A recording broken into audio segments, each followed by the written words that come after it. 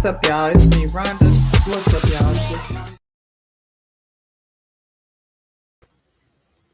What's up, y'all? It's just Rhonda. Welcome to my channel.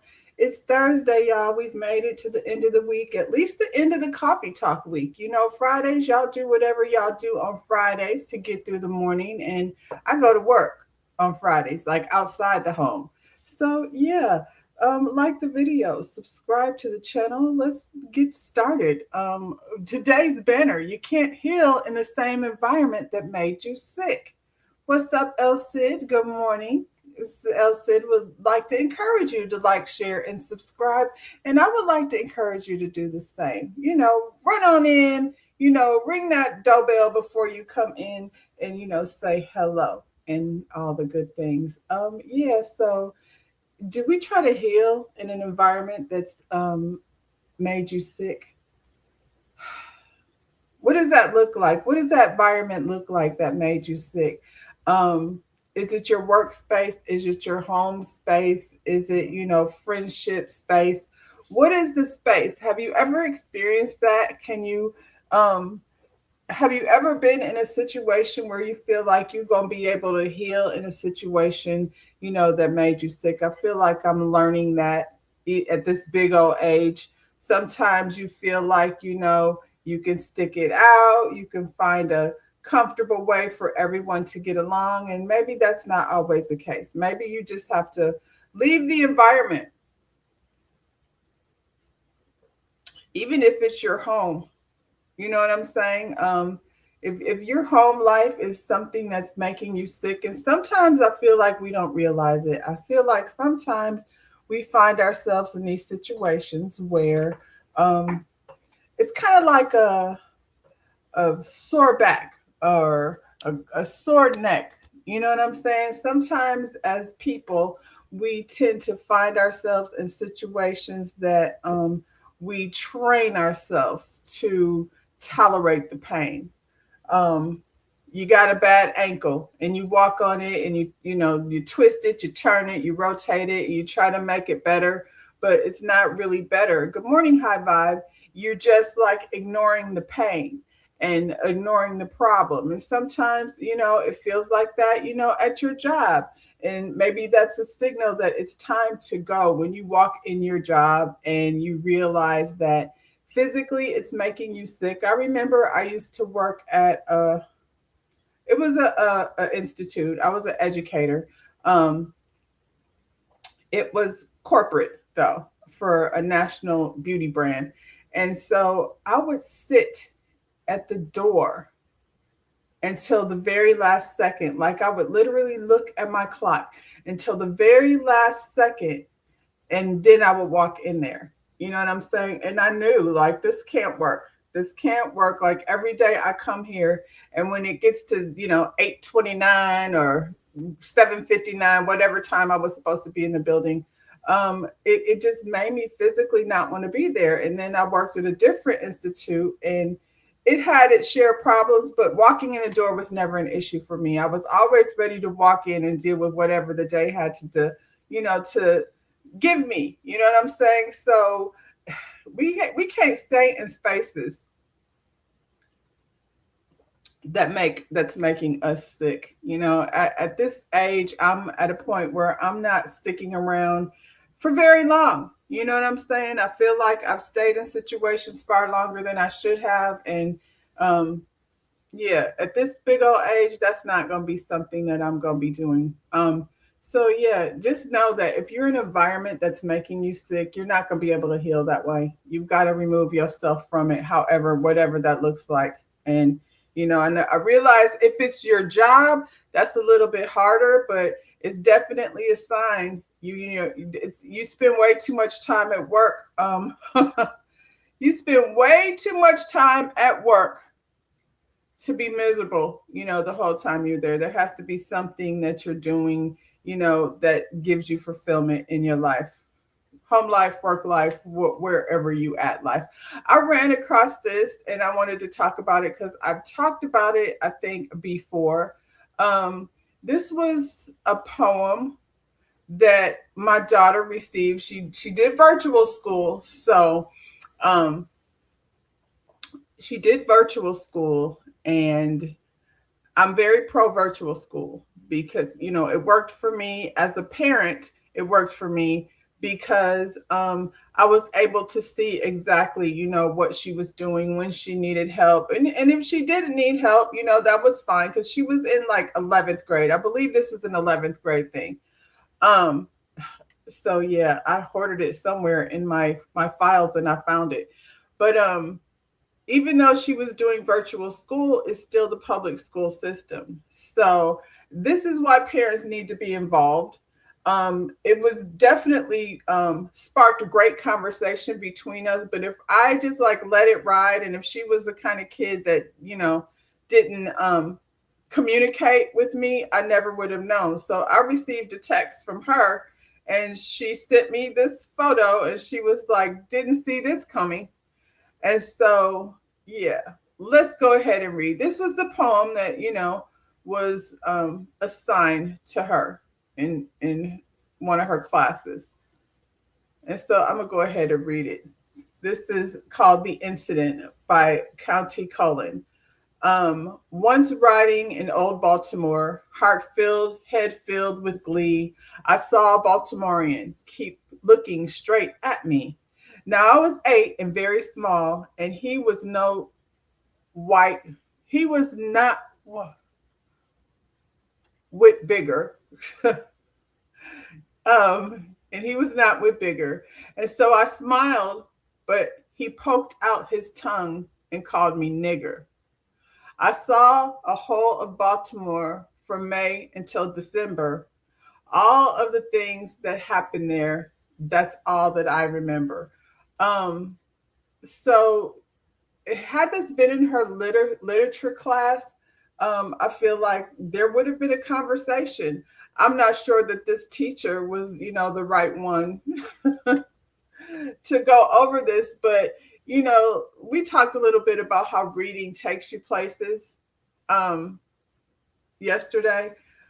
And so, reading the poem, you can see that it's an 8-year-old boy who's spending the summer in Baltimore. This is not where he's from. He's just here visiting. How long is he visiting? From May until December. So he's going to be there, for a while, for whatever reason. We don't get to know that. But what we do know is that as he's riding down the street, and he sees another kid that's not, much older than him, obviously, and he smiles at this person, and this person poked out his tongue and called him a nigger. And so from that point on, he was there from May until December. And from that point on, that's the one thing that has stuck with him, that he remembers. For that visit. The sad part is it could have been written for 2026. It's absolutely true. What is the lesson in the class for this poem?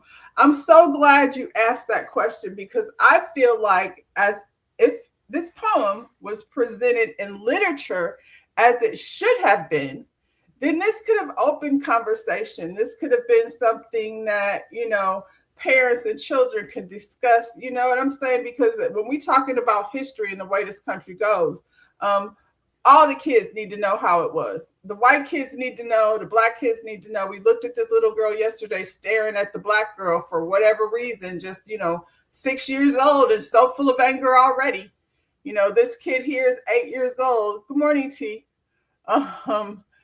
Yeah. So what is the lesson in this class? High Vibe. I feel like there's so much lesson that could be learned here, but this is what the lesson was in the public school system. This is what they wanted, the kids to figure out.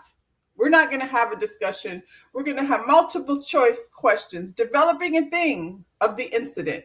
These are the questions, you know what I mean? So you check which one that you feel like is the proper answer.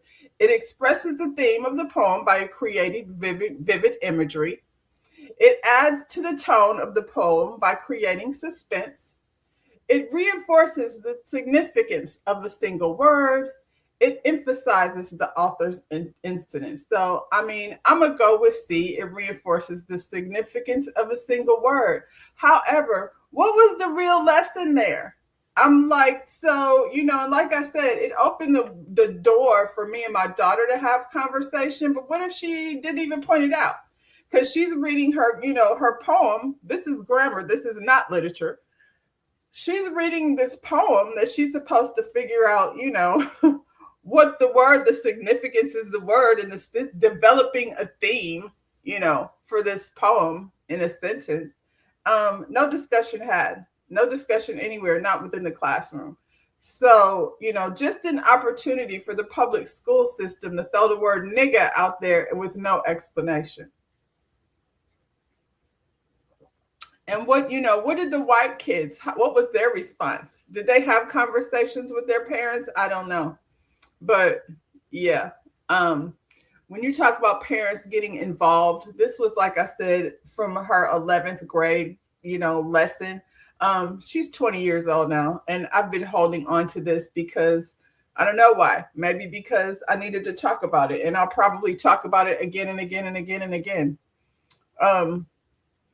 This lesson reduces the word. Yep, it's just down to reinforces the significance of a single word. Let's talk about the word. But can you do that? Like, you cannot. Like, as teachers, this is, where their hands are held. And I feel like I don't know how the teacher felt about it, because, she did not provide the lesson. There's no reason for me to approach her necessarily. I felt like the bigger thing was for me to have a conversation, for me and my daughter to go over the poem as literature, you know what I mean? And have conversations about that word, you know what I mean? Because she's 20. Like, I don't feel like she really has yet to this day run into it, aside from, what you hear in music and that kind of thing. She's never experienced something like that where she's like living her life. And let me tell you, she's the kid that will smile and wave at everyone. Even now, she still like waves at people, and, because she's that person. They can discuss it if they have good intentions. This was malicious intent. That's what it felt like to me. That's what it felt like to me. And we come from an era. I feel like, High Vibe, you might be somewhere close to my age. We come from an era where we read Huckleberry Finn in class. I remember reading Huckleberry Finn and having to discuss it, being the only Black person in the room. So I can't feel like, I don't even feel comfortable coming to my racist English teacher, because that's what it was, in Ocala, Florida. Shout out to St. John Lutheran. That's where I went to high school. Only Black person in the graduating class. And as an adult now, I'm finding out, I was in the company of a whole bunch of MAGA supporting individuals. So, that's what the environment was like. But anyway, even if this was in a classroom, like, is the teacher equipped to have this conversation? I don't know. The poem is written by a Black person. So, the conversation should have been discussed.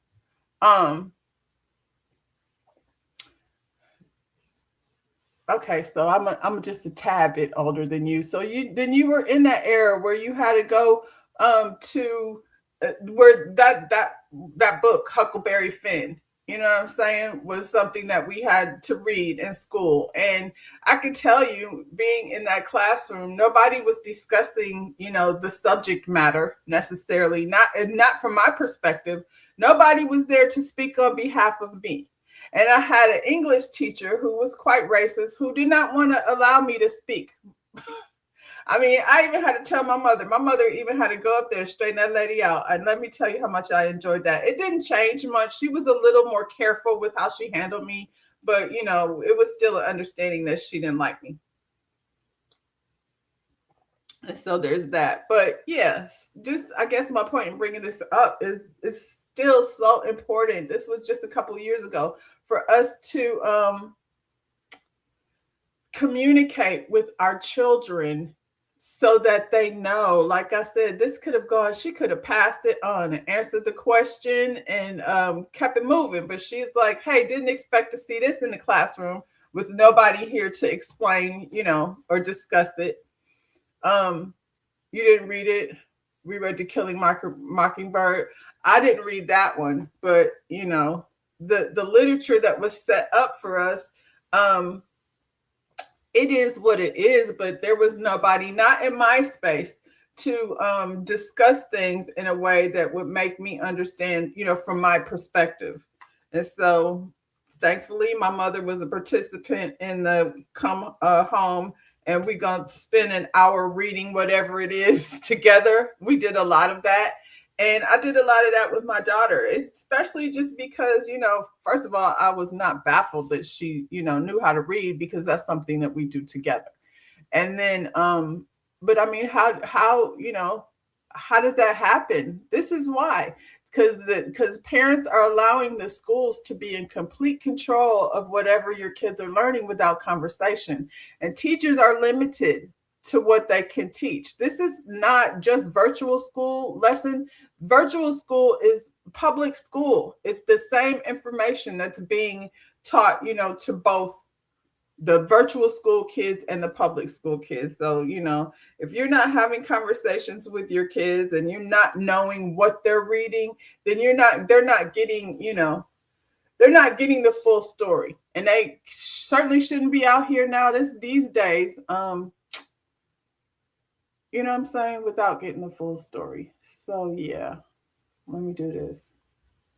Hey y'all, I'm here. Um, It's Thursday. Yay. We made it to the end of the week.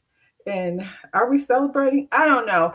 I'm still trying to get the things off my list of things to do. So, I'm working on my list. We 6 months in. I'm planning to spend this next month being very productive as much as I can, because the summer will be over before you know it. And then we back in holiday season. And that season is very stressful, which for me, I don't intend to stress about any of it. So that's what I'm saying now. That's the plan. Let's get into the stories of the day. How's everybody's Thursday? Are we stuck in our government jobs doing things, that are interfering with our personal time? I think T did. She said something about being in meetings, but you know, that's what happens when you're in the administrative. What am I doing? Child. Where do we start? We're going to start with, some Black excellence over here, because that's what we do over here on Coffee Talk. We discuss things that are Black excellence, Black history, a little bit of current events, and a little bit of celebrity gossip. So we're going to start with this young lady.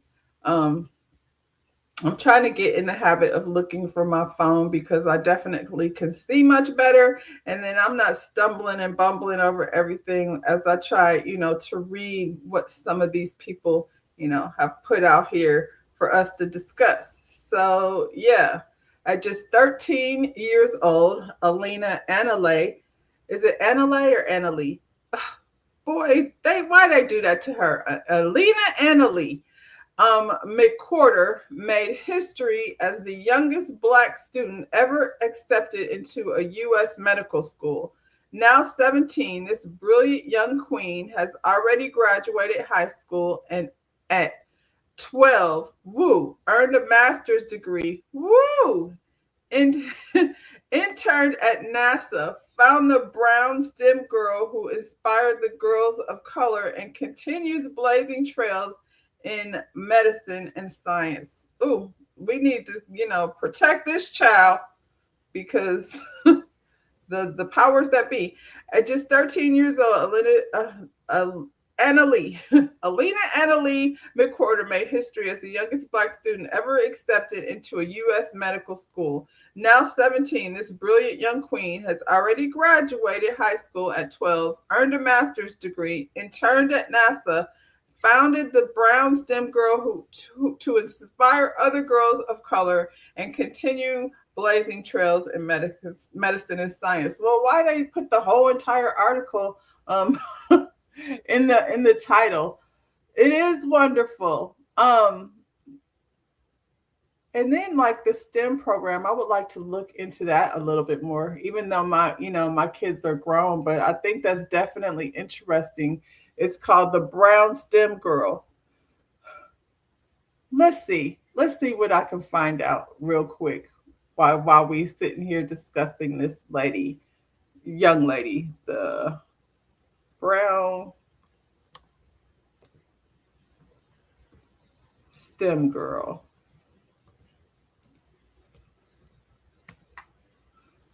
Uh, it's a foundation. Okay, here, I'll share this with you guys so you can see what's going on. See what it looked like. Isn't that crazy? She already got her master's. Hey, Dr. Cheyenne, I bet you we could find this little girl's dissertation. She has to graduate medical school, but she got her master's degree, girl. I bet you we can find it, the transcripts and everything. Girl. Okay. Creating a world of girls of color in STEM through the Brown STEM Girls Scholarship. So if y'all got little girls in or grandchildren, nieces, nephews in the school system, here's scholarship programs. You can apply here.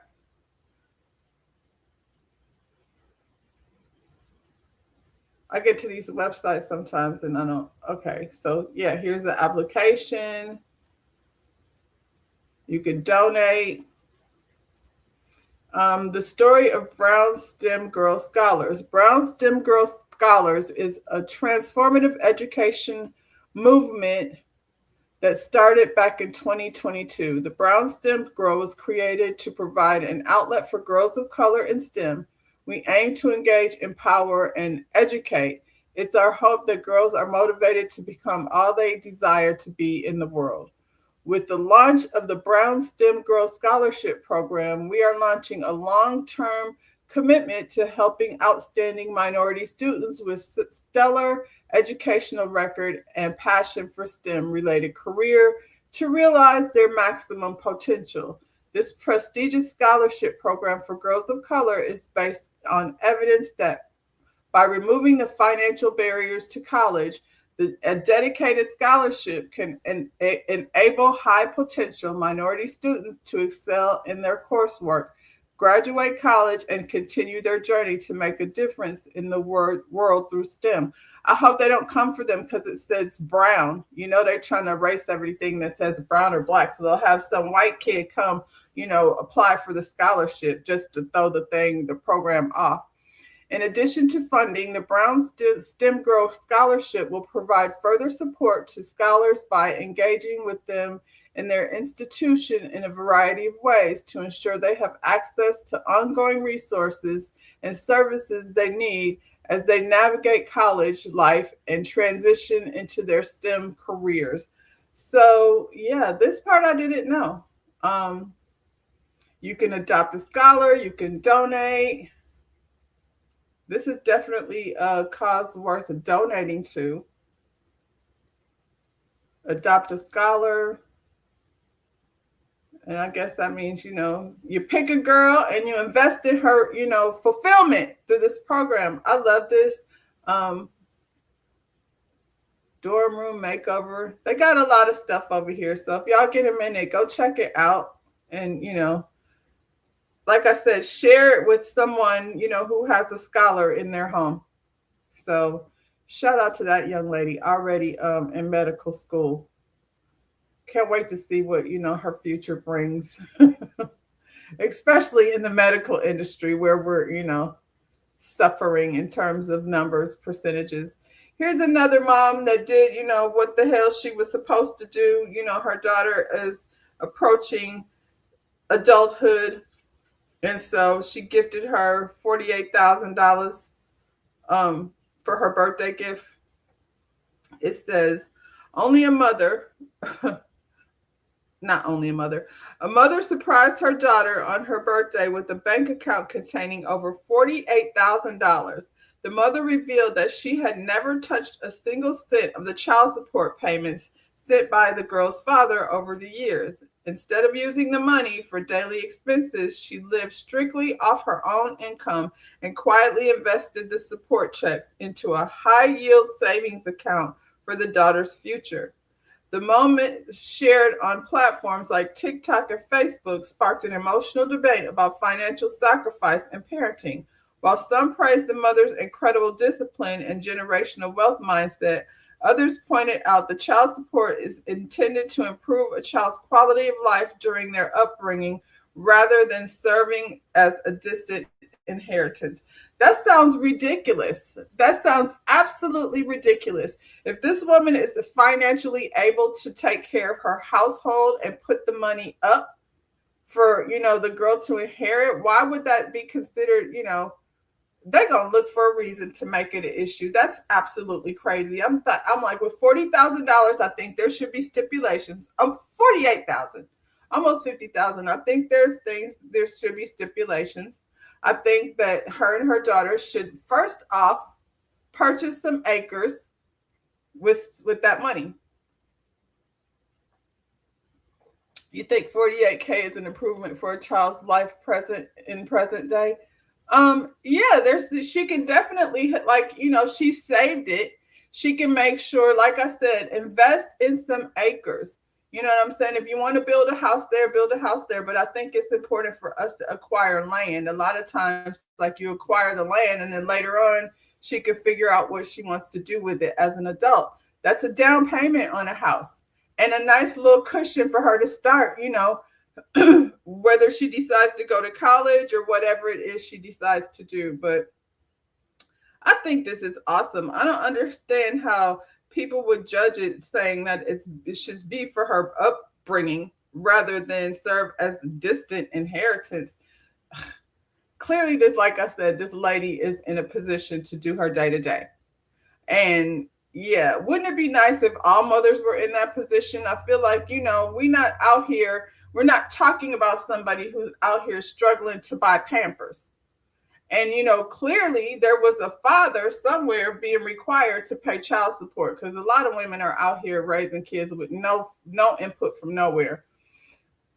You said that's nice because everyone don't have the means to only go by everybody doesn't have the means to go by their income. So it's nice that she was able to do that. And, maybe even if it's not the whole entire, check. And again, I'm talking about mothers who are fine, you know what I'm saying, on their own.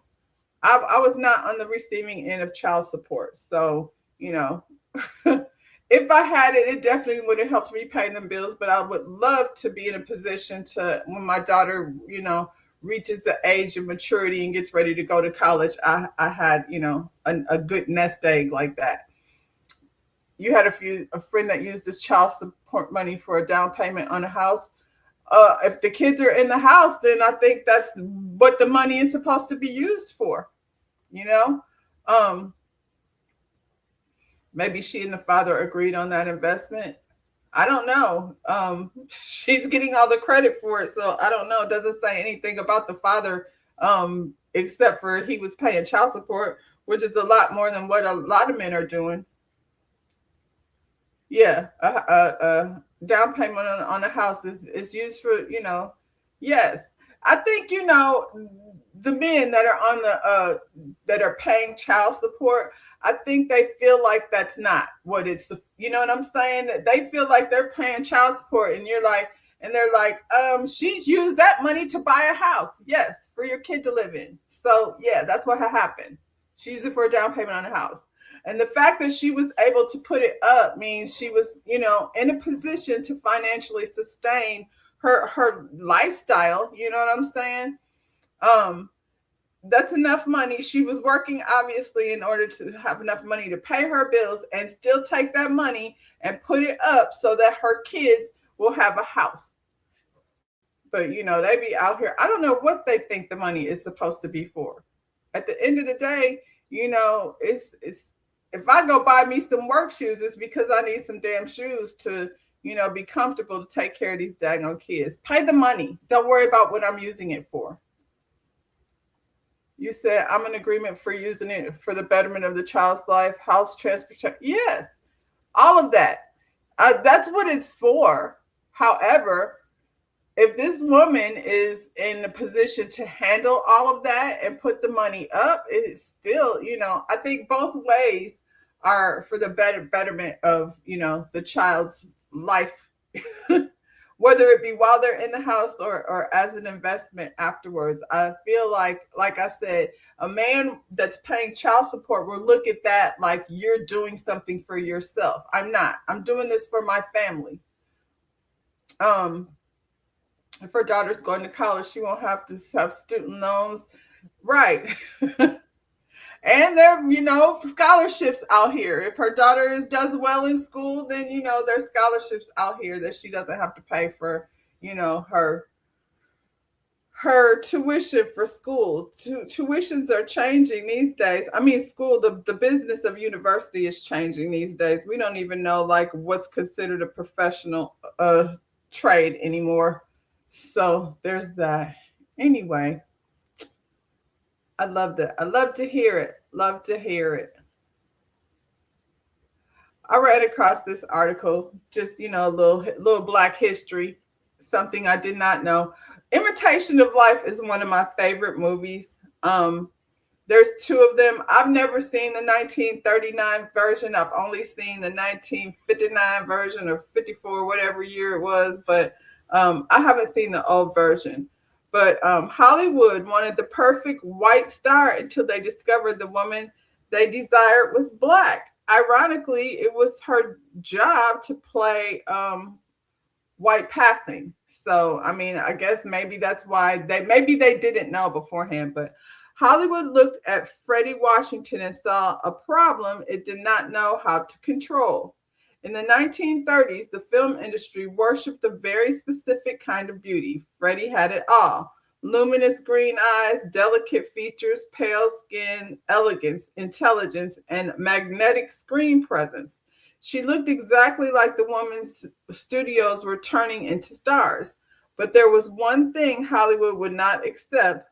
Freddie Washington was Black. When she appeared in Imitation of Life in 1934, audiences were stunned by her performance as Peola.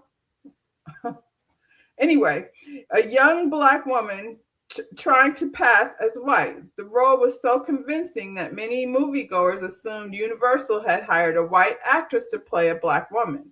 The truth made Hollywood deeply uncomfortable. Freddie Washington was a Black woman who could move through white America unnoticed, and the industry understood how dangerous that was to racial order it protected. That's wild. Under the racist restrictions of Hays Code, interracial romance on screen was forbidden. Oh yeah, I forgot about that. You couldn't be kissing on somebody if they was, of the opposite or of a different race. Anyway, till Jim Brown smashed that white lady down to the beach, but that's another story. Anyway, studios executive feared that if audience accepted Washington as a glamorous leading lady, it would challenge everything Hollywood had built. So they offered her a bargain. Deny who you are, invent a European identity, and fame could be yours. She refused. Freddie Washington declared, "I am an American Negro and proud of it." In an era when passing as white could have brought her wealth and stardom, she chose truth. That decision cost her dearly. Hollywood punished her with limited roles because it had no place for Black women who refused to shrink herself into stereotypes. But Washington did not disappear. In 1937, she helped found the Negro Actors Guild of America, fighting for fair wages, dignity, and protection for Black performers traveling through segregated America. She later became a newspaper columnist, using her voice to challenge racism in entertainment and defended Black artists. Freddie Washington's greatest act was not pretending to be someone else, but refusing to. I feel like that is so dope. I haven't seen the this version. I'm gonna have to look for it because I love watching old movies.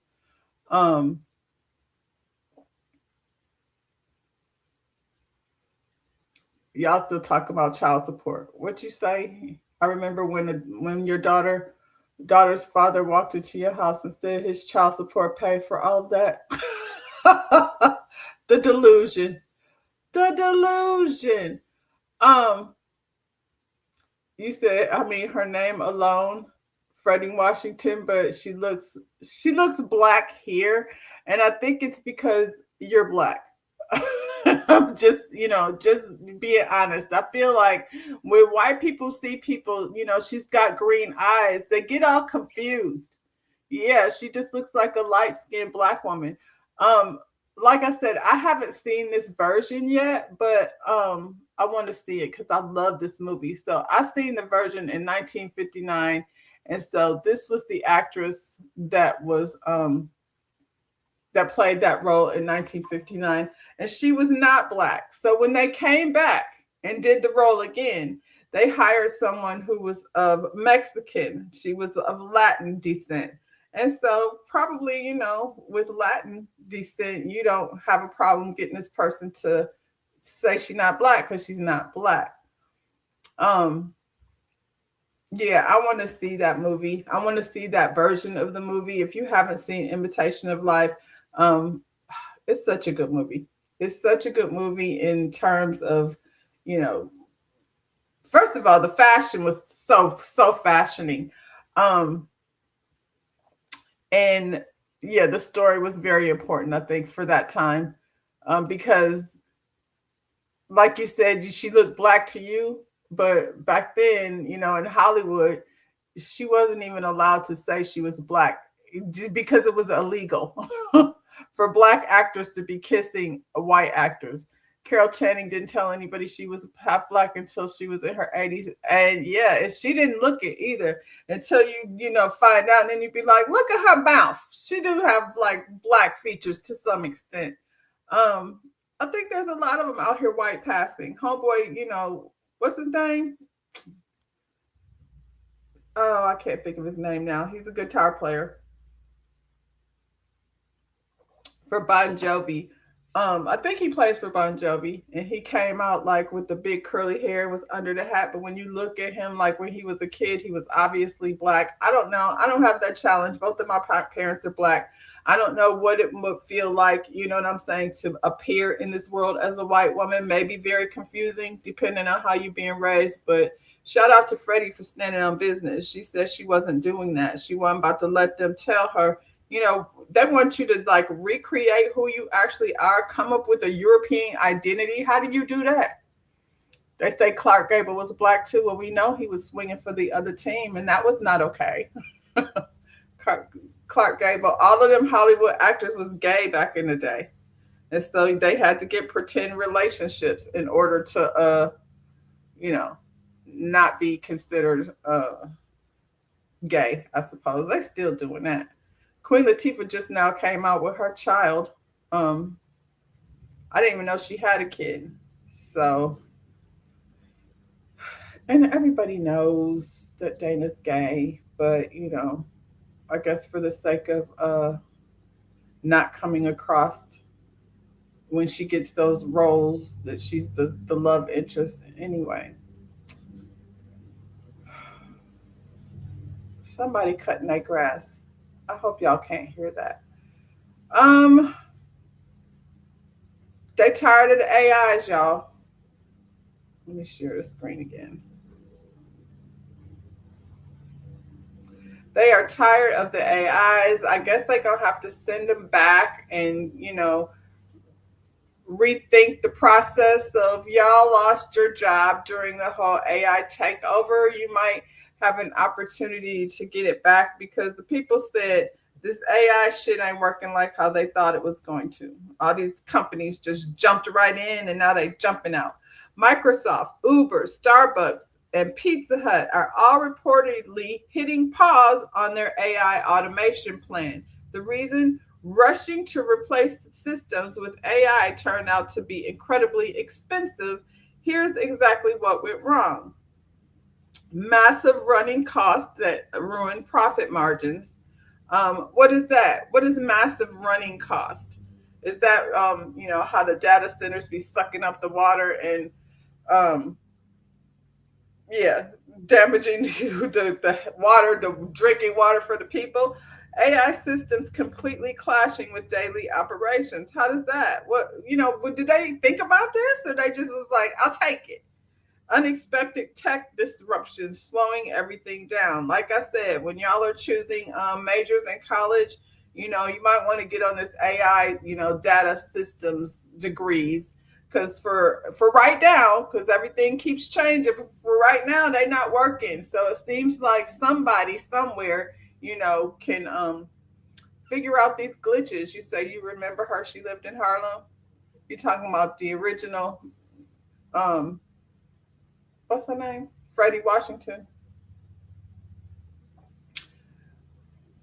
Slash the Guns N' Roses. Yeah, look, I didn't call him Stitch from Bon Jovi, child. Slash from Guns N' Roses. When you see Slash, he looked like a white man now, but when you see Slash back when he was a kid, he looked like a light skinned boy with some curly hair. So did he do that on purpose? Feels like it. Feels like he came across over here. He over there with Axl Rose, which is a whole nother conversation altogether. But yeah, I don't know.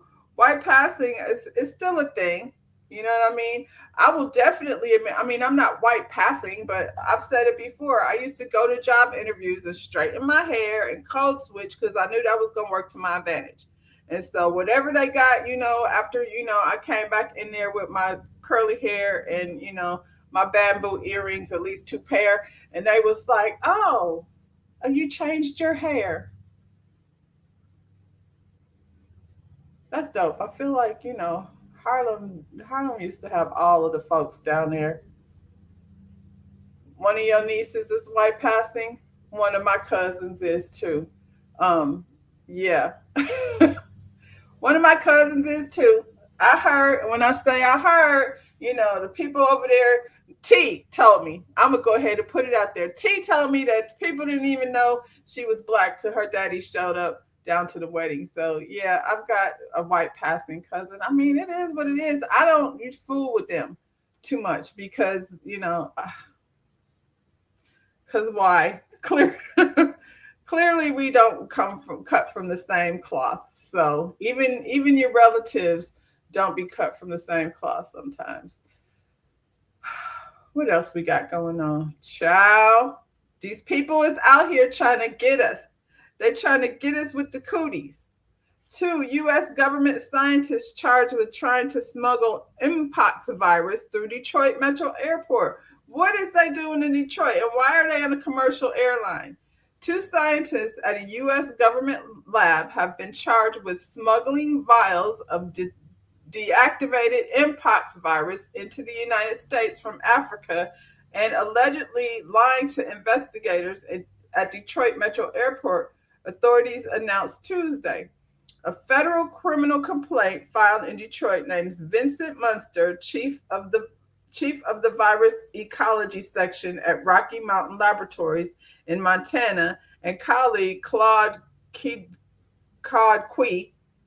The pair were stopped at Detroit Metropolitan Airport in January after returning from the Republic of Congo through Paris.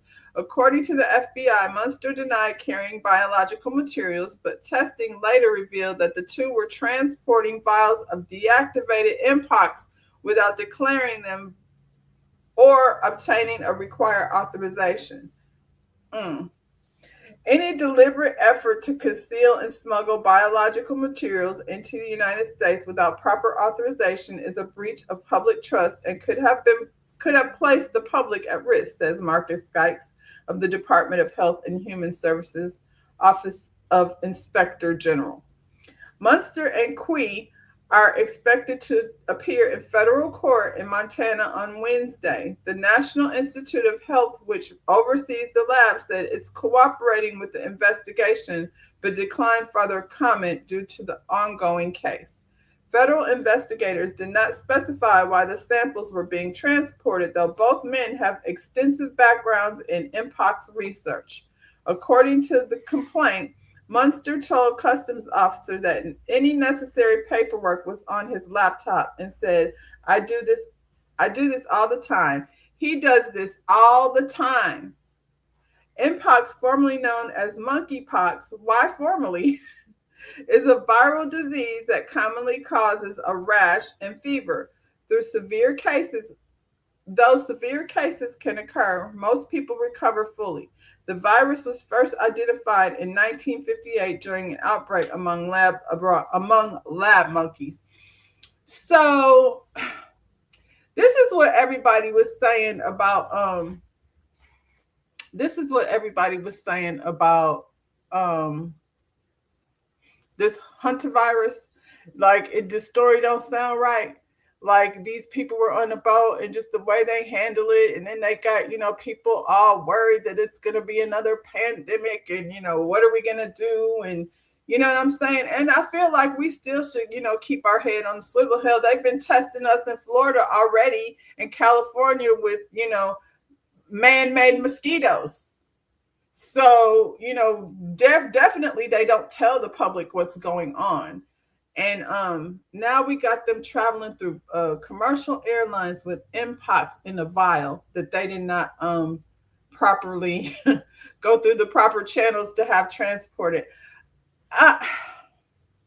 Child, this is what they do all the time. The man said it. The man said they do this all the time. So when we hear about these mysterious things happening, oh, the airport, child.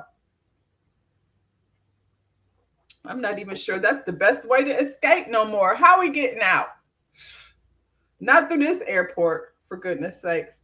I'm just saying, what's the game plan? Because they over here transporting Mpox through through Detroit. Child, who are they targeting? Can't trust these people out here anyway. I mean, I'm just here to let y'all know what they out here doing. So when you get on an airplane, look around, keep your head on a swivel. If anybody look like a scientist, don't sit next to them, because they might be doing, well, on one hand, we got scientists smuggling things through the commercial airline. And on the other hand, we've got scientists who are, have access to very important information being taken out by, the powers that be, because they're doing too much. And the people don't want, they don't want that. They don't want that. Do y'all want this? Meta launches plans for Instagram, Facebook, and WhatsApp users worldwide, a paid plan. So if y'all want to pay for it, let's see what the people are saying. I will so get off. I will so get off of. I'm not on WhatsApp, but Facebook and Instagram. I use Instagram, but if I gotta pay for it, child, I'll be out of here. And the funny thing is, like, people that are searching for clout are probably gonna do this. Or weird stalkers, they have weird stalker stuff, for you to pay for, and all types of things. So, it says Meta has officially launched paid subscription plans for Instagram, Facebook, and WhatsApp globally. While all apps will still remain free, users can now pay for premium features like advanced customization, exclusive tools, extra privacy options, and AI-powered features. This marks Meta's biggest step towards earning directly from users instead of relying on advertisement across its platforms. I feel like they've been trying to get to this, for a minute. So here we are on May 27th, 2026. We already there. They announced the paid subscription plans for Instagram, Facebook, and WhatsApp, rolling out globally today. This is Meta's first structured attempt to make money directly from its 3+ billion users outside of advertising. The free versions of all three apps remain available, nothing being taken away. This is an additive. If that's what you want to call it, an additive. Cheapest of the three focus entirely on personalization, premium stickers, custom ringtones, app themes, more pinned chats. No social analytics here. WhatsApp Plus is purely about making the app more personal. So remember back in the day when we used to purchase ringtones, and then now everybody just use the phone because they just want to hear the thing ring. I think this is like geared towards younger people. So when you give your kids some allowance money, they're going to be over here spending it on, ringtones and things on WhatsApp. And that, they said 3+ billion. So that's a lot of money, even if they charging $1. You said pay for it. Hasn't it? He made enough money without subscriptions? Yeah, he has. And now he wants more. Now he wants more. So if you want to be one of the cool kids, then, you will go ahead and get a subscription so you can get those fancy ringtones. It's not that serious for you because you grown. They're going to be, like I said. Now, don't be surprised if your son sent me the sweetest little message last night. I just want to tell you, it was just about, praying for people that you care about. And I was just so touched to be on his list of people that, he wanted to send good wishes to. So tell him I love him. There's so many ads on Facebook. I barely see anything my friends and family post anymore. Yeah, and now, they messing with the algorithms and things, but we have to find our way around that. And so, yeah, now they're going to, be trying to get your kids to get, subscriptions to things. And sometimes people, it's like those stand outside the Apple store people. They don't want to be left out of anything, even if their phone works perfectly fine. Testing begins next month in select countries. AI-focused tier includes access to all app-specific Plus features as a bundle. So subscribing to Meta AI effectively covers Instagram Plus, Facebook Plus, and WhatsApp Plus on one payment. Pricing for higher AI tiers not yet confirmed. I haven't joined any AI thing. That's $7.99 a month for the AI one. How much is the WhatsApp one? The WhatsApp one is $2.99. So for $2.99, you can get, ringtones and things and, wallpapers and stuff for $2.99. If you want to go ahead and just get AI across the board, it's $7.99. $7.99 a month for what? $49.99. Who in the hell is doing this?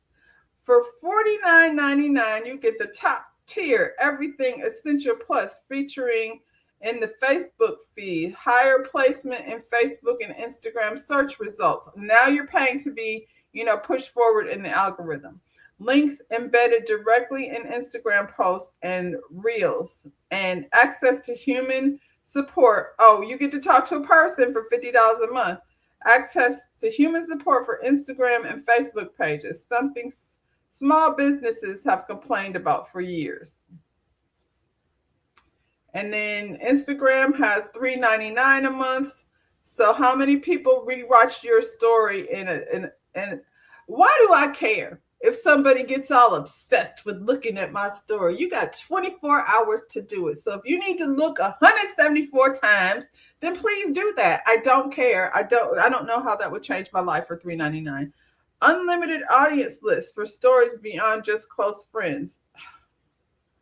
Somebody need to go touch grass, like they say. Spotlight a story once a week for additional views. Extended story length, profile customization options, super reactions. Listen, my stories are for fun. So if y'all want to have fun, talk shit, and be silly, then you can follow me on Instagram. I'm just Rhonda101 over on Instagram and on TikTok. But I'm not trying to regulate and see like who's watching and all of that foolishness. Good morning, Jatoni. We just over here trying to see if we want to get a subscription to our social media that we already have access to. $14.99 a month for creators and businesses, verified badge across platforms, impersonation protection, enhanced link sheets, connecting your presence across Meta apps and the web. I feel like, are they the ones doing this? I feel like they're the ones like making impersonation pages just to get you to come subscribe to this foolishness over here. Anyway, for $14.99, so they have broke down like the advantages of having, paid for platforms. Child, you'd rather play in your yard? Yeah, I would too. I'd rather go touch some grass. This is, like I said, I don't know who they're marketing to. For businesses, I guess it depends on the business. And I'm going to say, it depends on the actual business if this would be useful to you And like this $14.99 a month, what might be useful to you if you're a business. It's for creators and businesses. That's what it's marketed as. And I mean, if you can write it off, what's the other breakdown? Usually most of these subscriptions, you could do $14.99 a month. What's the yearly plan where we could shrink it down, you know what I'm saying? And they can write it off on my taxes. The heathen love money, always got a new tricks for ours. Yeah. And if you look at the cover of this story, it says all you need to know. You got your boy Zuckerberg over here puppeting, because that's what he's doing. He's still got that baby face, but we know he's not damn innocent. He's over here, trying to destroy the world, Pinky. This story is sad, and it's also conflicting to some extent. Jury finds store owner not guilty of murder in the 2023 killing of 14-year-old Cyrus Carmack Belton.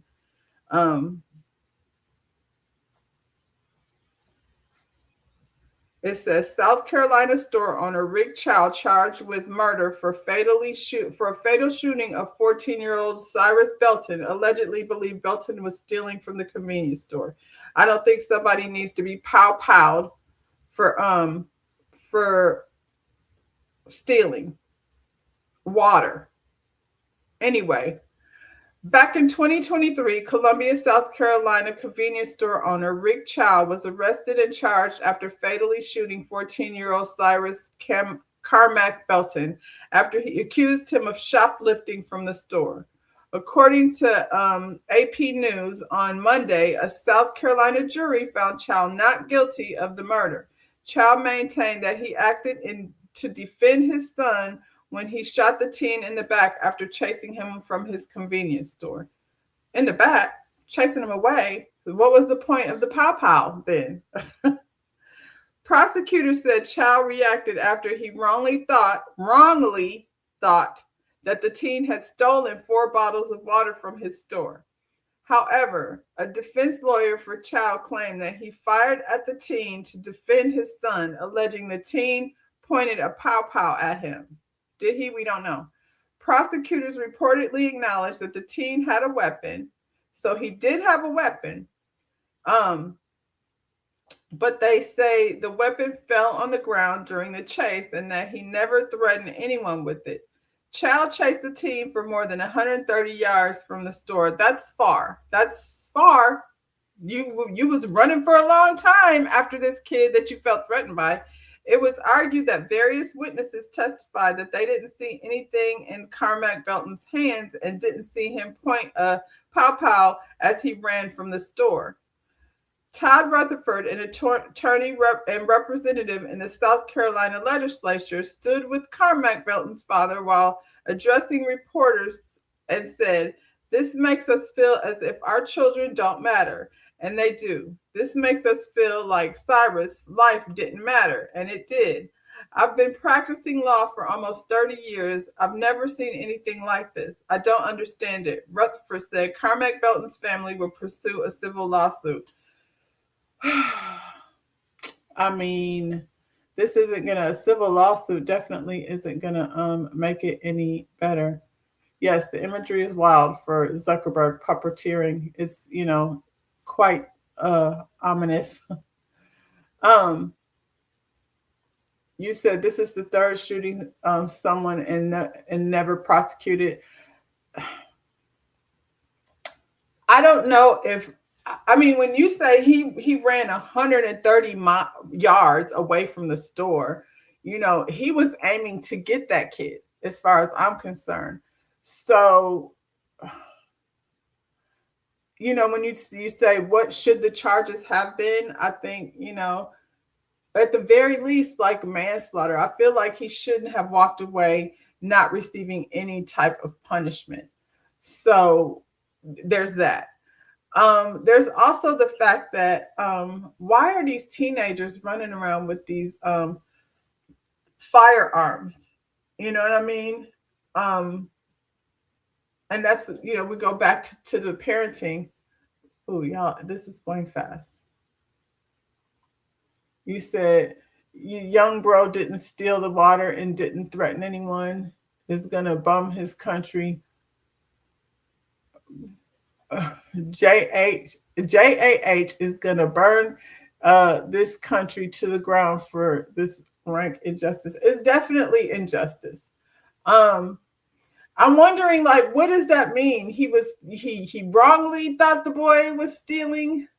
Good morning to go to Africa. He wrongly thought the boy was stealing the water. The boy did not steal the water. We don't know that he put it back or what else happened.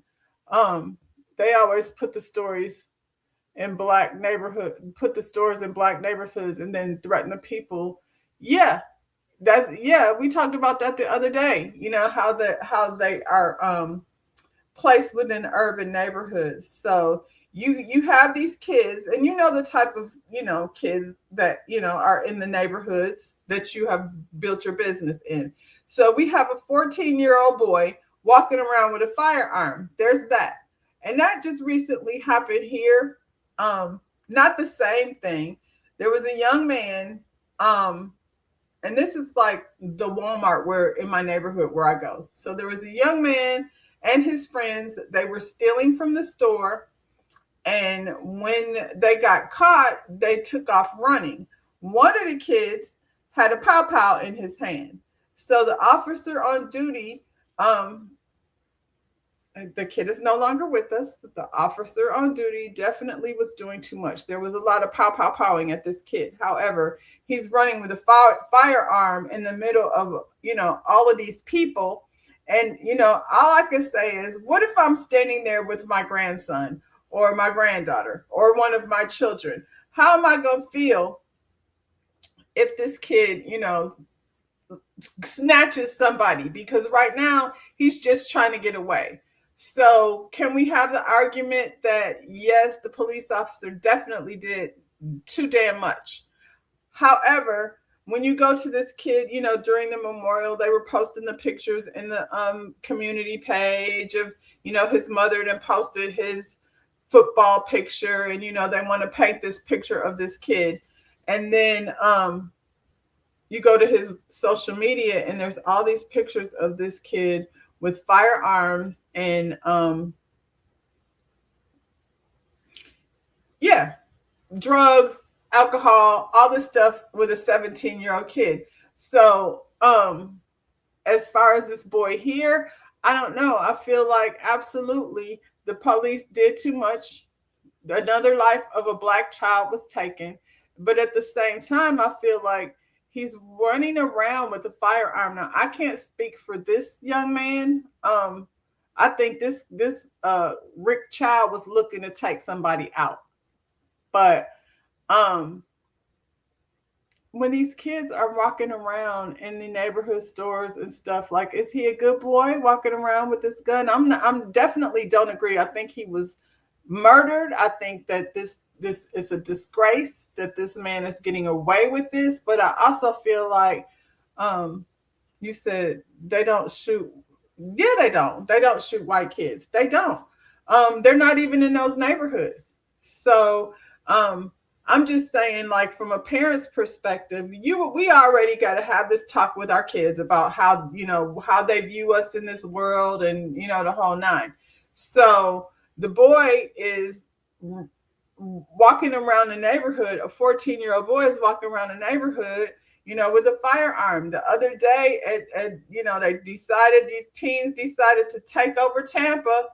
And a 14-year-old boy was open fire on kids. They were coming up on him. I don't know what their plan was, but you got these kids running around with firearms. Then again, if I'm there with my family, because that's what you're supposed to be doing. If I'm there with my family and out of nowhere, these teens take over and now they're, pow-powing in the middle of the street, it's a catch-22. I don't want to see anybody's child dead. I definitely think that this man and I've seen that the community are not done with him.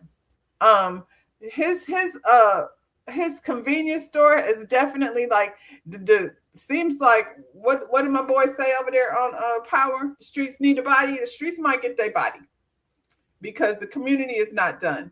Because if you have a child, and on the other hand, the person behind the gun, like you're saying, if you see a child, you already know, regardless to what, his home life is, or him not having any business having the firearm, you mean to tell me you can't look at a child and not want to pow them? You know what I mean? The objective should have been to chase him out the store and then call the police and then say this kid was in the store. He wasn't stealing, so I don't know what you would call the cops for, but it's just so sad. I hate to hear these stories. And then, you want to defend. I'm still going to defend the child because he's a child. But I have questions about the parents. It always goes back to the parents. Like, why is your kid running around in these streets, with a firearm? We just have to ask these questions. And then the father is there. No, they didn't say the mother said. They said the father said. So it's just sad all the way around. Hopefully this child gets the justice that he deserves. It says, regardless, even if he had shoplifted 4 bottles of water, which was what he initially took out of the cooler and then put them back. So even if he'd done that, that's not something you shoot anybody over. I agree. Much less a 14-year-old. Can you imagine what this kid, you know what I'm saying? He doesn't look like a grown man. He looks like a kid. They be out there looking for one to get. So, parents, you got to make sure your kids are safe, even when you're not there. And them running around with firearms doesn't help. It just gives them an excuse to get away scot-free, just like this man had. Had there been no firearm, had there been no weapon, we might be having a different conversation, because he would have just been, have killed somebody's child over water. But this kid is carrying a weapon, and that, unfortunately takes the blame off of him.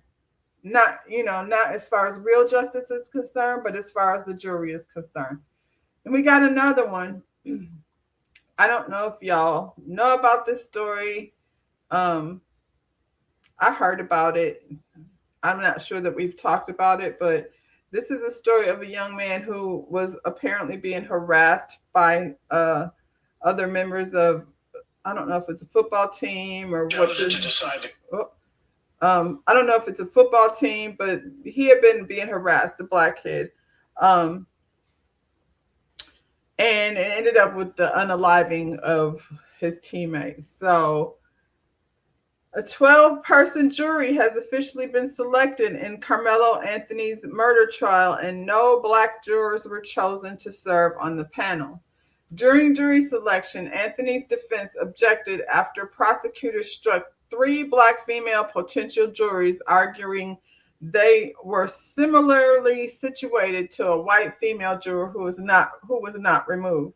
It says though. I wonder why that is. Prosecutors responded that the women were struck because they were educators, not because of their race. Explaining that the case centers around an incident involving school-aged children at a school event. The judge agreed with the prosecution and allowed the strikes. That's crazy. If you recall, Anthony is charged with first-degree murder in the 2025 stabbing death of 17-year-old Austin Metcalf during a track meet. Authorities allege the 2 teens got into an argument over seating in stands before Anthony allegedly stabbed Metcalf in the chest with a pocket knife.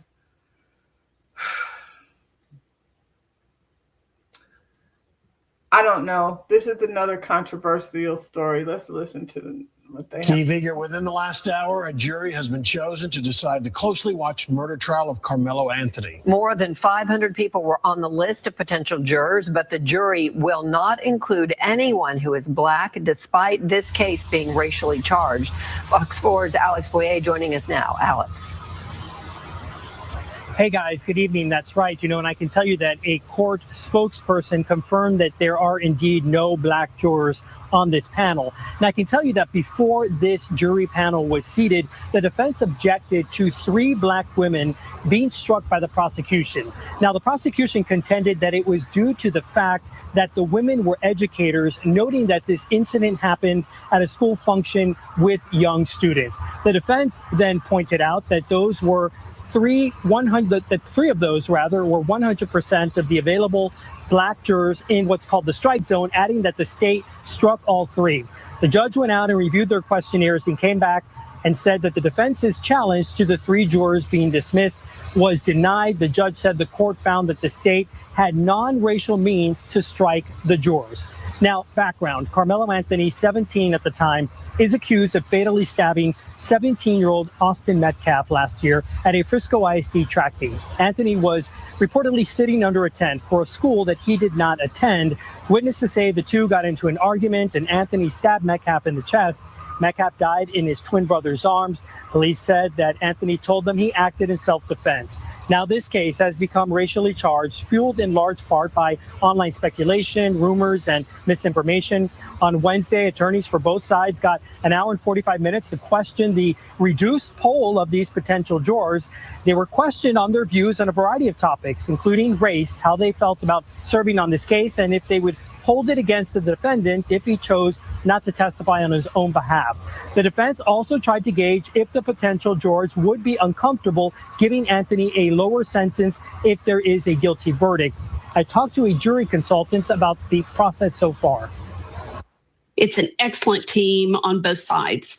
I believe Bill Worski has, he's a veteran prosecutor. He's tried some very high profile cases. And then Toby Shook has been both a prosecutor and a criminal defense attorney. And then Mike Howard is an excellent criminal defense attorney as well. And they, along with the DA, it's going to be a very well tried case.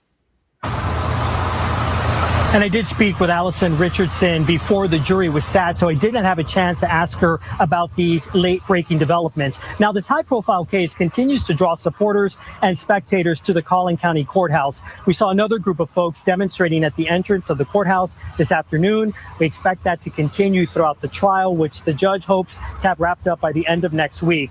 And I can tell you that 19-year-old Carmelo Anthony was in court today for the proceedings. He was wearing a suit with a tie and a purple shirt, which is also the color many of his supporters have been wearing. He did take some notes during the proceedings. I can also tell you that there does appear to be some minorities on this jury panel. Again, however, none of them are African American. Opening statements begin tomorrow at 9 a.m. Back to you. Okay, Alex Boyer in Frisco, thanks. And a reminder, Fox 4 will bring you extensive coverage of the Carmelo Anthony trial. You can keep up with the latest court developments on fox4news.com, our socials, and the free Fox Local app. Hello, everybody. It ain't looking good for Anthony. He was not homeless, no. And I feel like Anthony comes from a well-adjusted family. It's not looking good for Anthony. You said history tells us that white women are worse than white men. Yeah, they're going to look at this young white boy and all they're going to see is, a black man. They'll see a white boy and a black man. That's how that's going to turn out. 17 years old. You said while parents should also be removed. I don't get your question. You said wild, so parents should also be removed. I don't know what that's in reference to. Yeah, I don't feel good about this. And I don't know what town this is in, but we know what a fair trial looks like. They're saying that, other minorities are on the jury, but not black ones. Well, we've seen what happened with Mr. Chow. He's a minority, but he was given the green light to go ahead and take out a young black child. So that doesn't make me feel any better about the fact that there are minorities. They're just not black ones. I think Hello, everybody.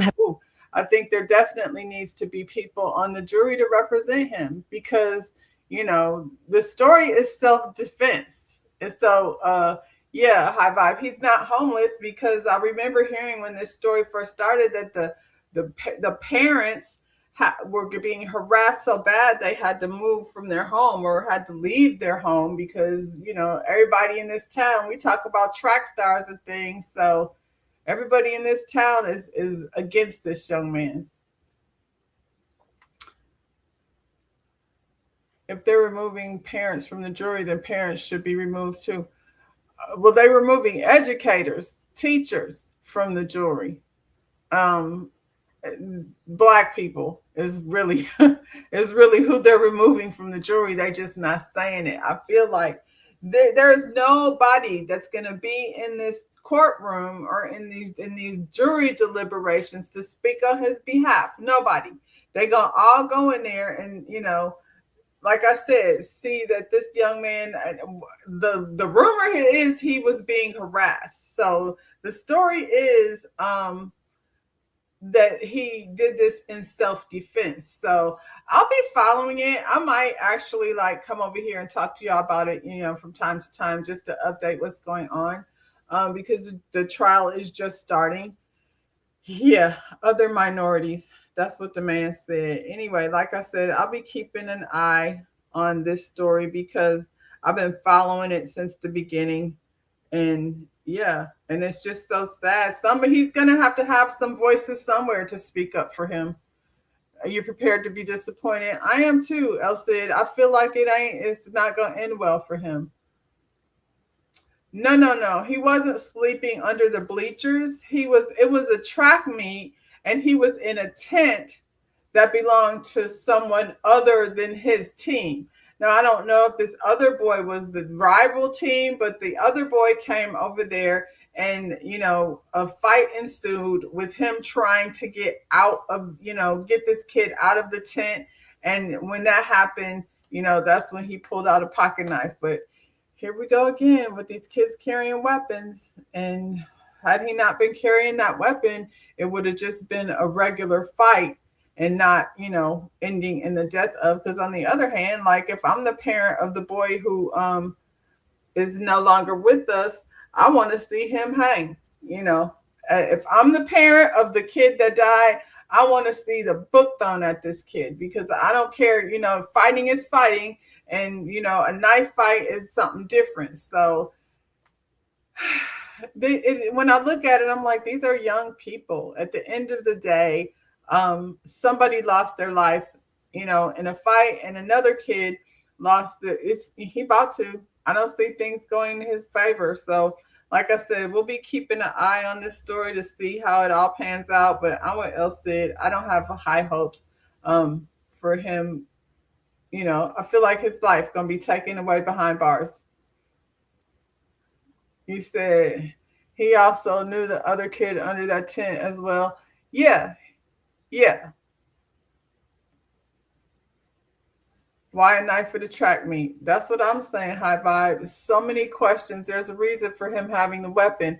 Well, allegedly, like I said, I'll have to go back and get the story because this was from last year. According to Carmelo, he was being harassed. So I don't want to come over here and make any misstatements, but yeah, why is he carrying a weapon? And I don't know. So we're going to keep an eye on it. We're going to leave it. We're going to put a pin in it, and I'll come back with information as the trial, unravels. Serena's back. Are y'all excited about that? I don't know how I feel about it. Serena, I want you to do like Russell and move over. Move over. I don't know why, this is her thing, but, sometimes athletes just can't. They just can't let it go. And if you went on top, Serena, or if you got something to prove, I think maybe she lost her last match. She didn't go out like she wanted to. So maybe she's coming back to get her just due. Anyway, 23-time major title winner Serena Williams is officially making her comeback to professional tennis. Williams will play doubles next week at HSBC Championship. Okay, I want to see it. Serena Williams is officially stepping back onto professional tennis stage. The 23-time Grand Slam singles champion is set to make her return next week at the HSBC Championships at Queen's Club in London, where she will compete in doubles. The comeback marks Williams' first professional tournament appearance since 2022 U.S. Open, when she famously said she was evolving away from tennis rather than fully retiring. Oh, okay, so she kind of left the door open anyway. Williams, now 44, accepted a wild card entry into the women's doubles draw at the WTA 500 grass court event. 44, Serena. The tournament is scheduled to run from June 8th to the 14th, giving fans a chance to see one of the greatest athletes in sports history back in competition. I hope this goes the way she wants it to. Her return has immediately sparked speculation that this could be more than a one-event appearance. With Wimbledon approaching, many fans are wondering whether Williams could also make a run at the tournament where she's won 7 singles titles. That would depend probably how she does over here next week.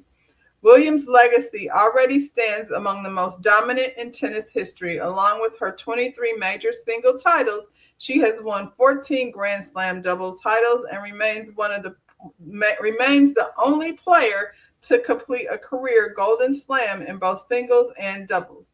While it remains unclear how far Williams plans to take this comeback, her return alone is a major moment for tennis. Nearly 4 years after her last professional match, Serena Williams is proving once again that her story on the court may not be finished. What y'all think? I don't know. Serena, have a seat. Well, say how you really feel, High Vibe. Oh, you said there are so many young, extremely talented tennis players now. I have concerns about her potential to be competitive. I mean, she's 44. She has 2 kids. You know, once you push out babies, your body don't always do like, how it used to do. She is, Serena Williams. However, I'm with High Vibe. Like, sometimes they just can't get out the way. They just can't let somebody else, there's so many spaces that Serena could be in the industry of tennis. You know what I'm saying? There's so many spaces that she could kind of evolve into, but she want to go back over here and prove a point.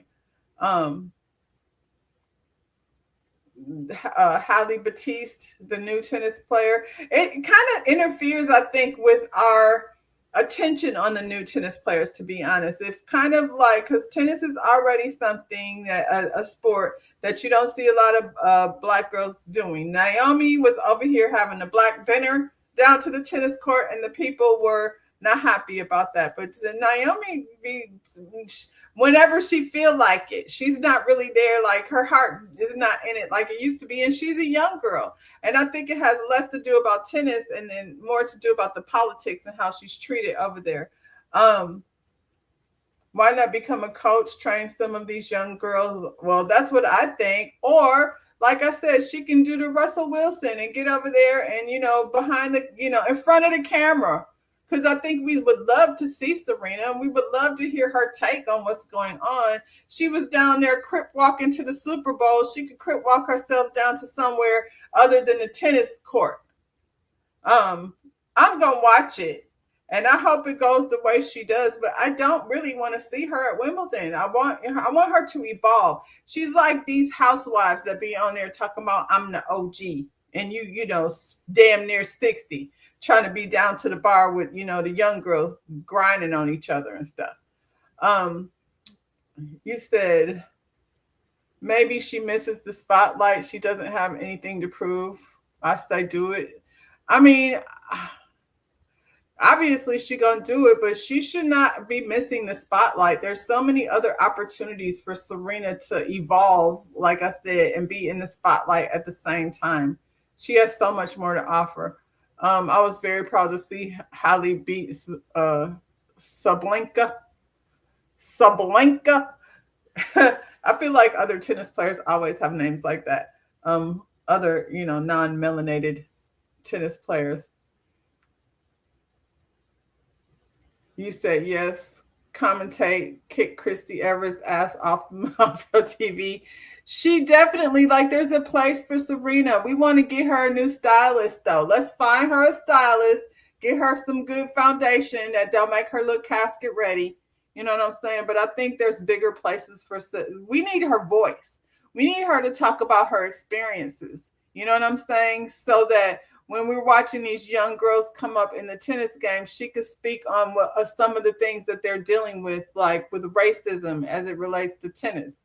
I need Serena coaching the next generation and a court named after her.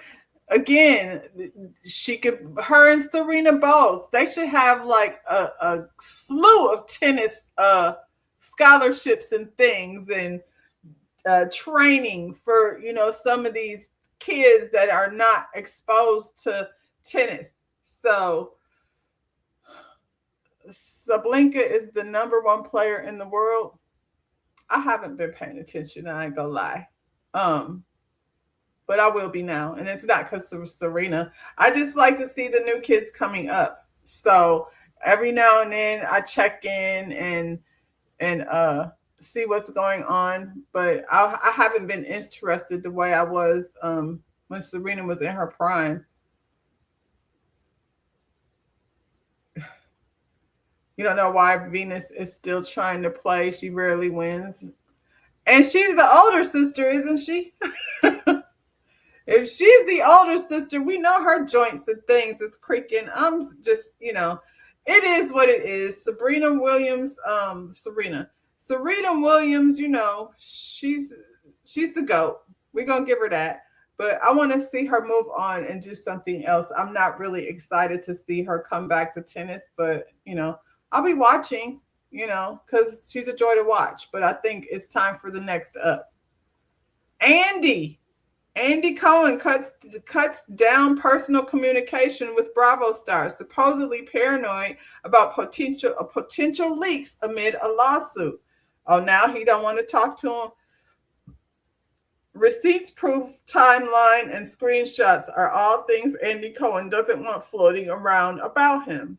I mean, I feel like that goes with most places, Andy. You don't supposed to engage with the help, not when you're one of the executives.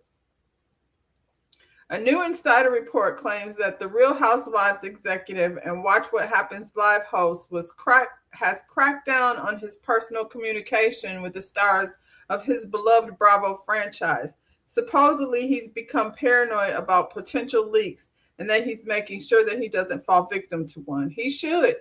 According to the new report from Radar Online, Andy has become increasingly worried about his communication with the housewives. They done broke it on down to housewives. They started out with just saying Bravo stars, but we're going to be more specific now. He's worried about his communication with housewives and is trying to keep things strictly professional moving forward. He doesn't want to end up in another situation where a housewife is exposing their private text. What was you private texting them, Andy? Andy used to text the women constantly. One insider told the outlet, gossip, reassurance, damage control, late night check-ins, but that version of Andy is gone. Now, if something sensitive needs discussing, it goes through producers, as it should, lawyers, or a phone call, an insider added. Andy does not want anything sitting in somebody else's camera roll. He can still, they can still record him, I'm supposing. I guess that depends on what state you're in. These rumors about Andy's crackdown came as Leah's workplace lawsuit prepares to head to trial.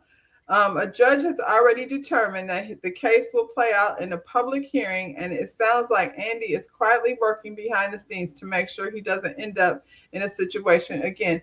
Leah was one of the New York housewives who came over there as an alcoholic, and then, they plowed her with alcohol and had her falling all over, and she was embarrassing herself, child. So, yeah, this lawsuit is about to rev up, and I think Andy should have been stopped talking to these people via text. They shouldn't have, because some of them, real comfortable. Do you call Portia? And K. Michelle records conversations, Andy. So be careful, child, over here. I think, it's one of those things that is common sense. Andy got too caught up in the housewives hype, I feel like. And so he started making these ladies be friendly, and then he was having favorites. And so, yes, good idea, Andy. Shut down the communication. So this was interesting to me because I'm on TikTok. I don't always see everything, but apparently there's a TikToker out here. I haven't even seen it. I hadn't seen it. I had to go look for it. I hadn't seen it until I read this article.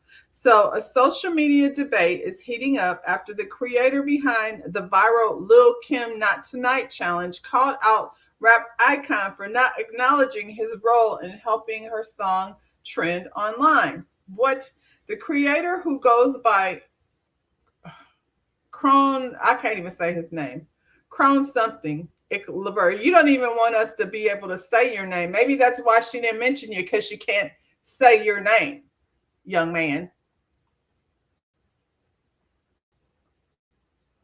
Anyway,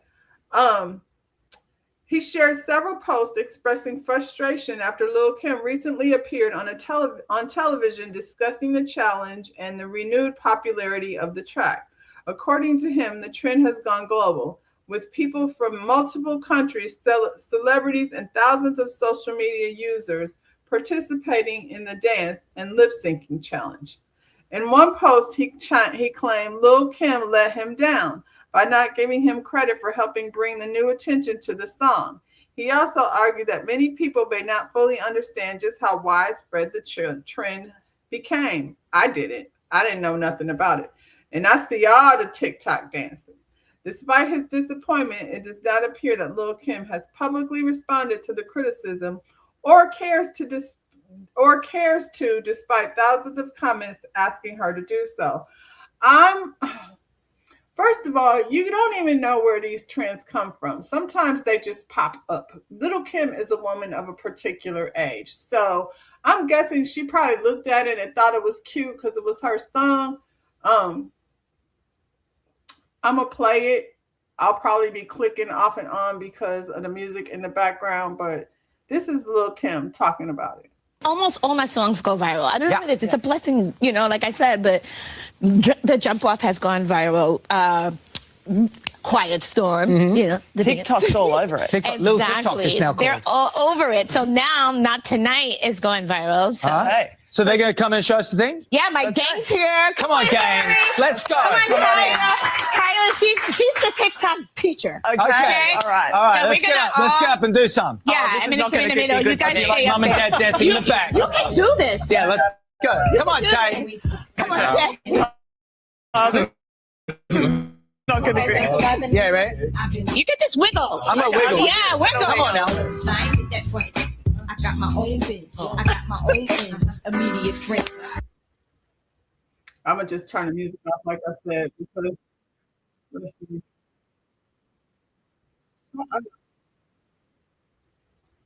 good grief. So I went on TikTok because I was like, let me see what the heck it even is. Good morning, Pat. Do celebrities usually acknowledge the creators of videos that go viral? I haven't heard any. I don't know what his expectation was for Lil' Kim, like I said, because I haven't even seen it. If I did, I kept scrolling past it. It wasn't something I paid much attention to because it's always another TikTok viral dance that goes around. And if they're going to be too complicated for me to even figure out, then let's see. Lil' Kim.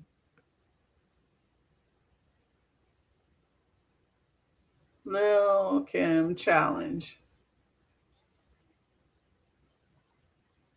So, and I'm not going to play the music because most of them, you know what I'm saying? Most of them are, it's the same song. So, you know what the song is. And I got witnesses. So there's one girl. I saw this one. This lady is in a wheelchair, child. She done got up out her wheelchair to do this challenge. This, you ain't licking this, you ain't sticking this. And I got She need to get up and keep doing that challenge. Now, I ain't trying to fat shame nobody, but if you in a wheelchair and you done got your behind up and start doing the Lil' Kim challenge, then you should say less. So yeah, I don't know that any of these content creators, any of these celebrities are out here giving credit to the content creators that are doing the viral dances. Like I said, half the time you don't know where they came from. The fact that the post went viral should have been enough validation for the creator. I agree. What do you want Lil' Kim to do? Give you credit for what? Making her song go viral? You sound crazy. It sounds crazy. Maybe your video went viral because you was using a Lil' Kim record. She said all her songs go viral. So it would seem to me that the people know if they choose a Lil' Kim song, then their chances of going viral might be a little bit higher. How can you want credit for another person's song because you danced to it?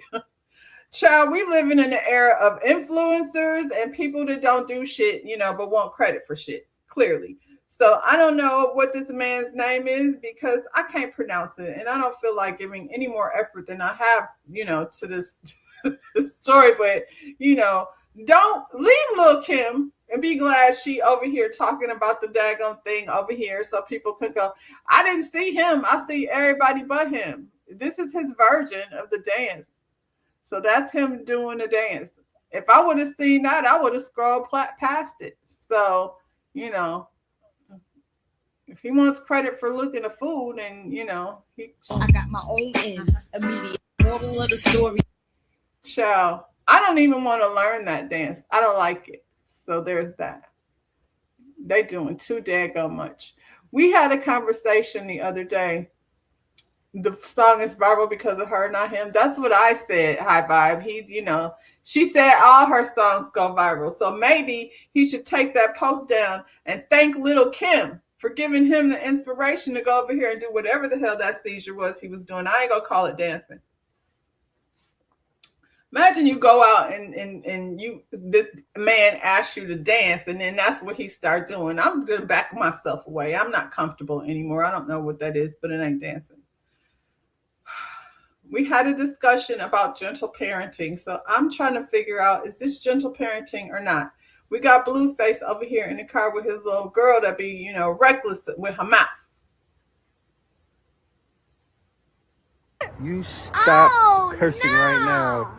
My mom pointed it. You better stop, girl. I won't give you my no plushies no more. I don't care what you say anymore. You have a bad mouth. Now be quiet. No more seatbelts for me. My mom wanted to give me this. Oh, please take it. I'm strapping this little bad baby in. Shut up. You be quiet. You know what? When we get home, I'm gonna kick your ass. No. Do this. No. Sit back. No, I don't want Sit back. No. You little bad baby. Mom wanted to give you this. Love you. Mom wanted to give you this. You motherfucker. You stop cursing no. right now. My mom pointed it. You better stop, girl. I won't give you my no plushies no more. I don't care what you say. So he's trying to strap the baby in the car, and she calls him an MNFer. And so what is this a result of? Is it gentle parenting to let your children behave like that? Or, I don't know. When people be cussing their kids out, this little girl is, usually on the internet because she done came out of her mouth with a bad word. Now she's getting to be a big girl, where it's definitely not cute. So when your child calls you a motherfucker, how do you handle that if you come from the gentle parenting section of the room? This is so sad to me because this is what, we getting, in this next generation. Gently.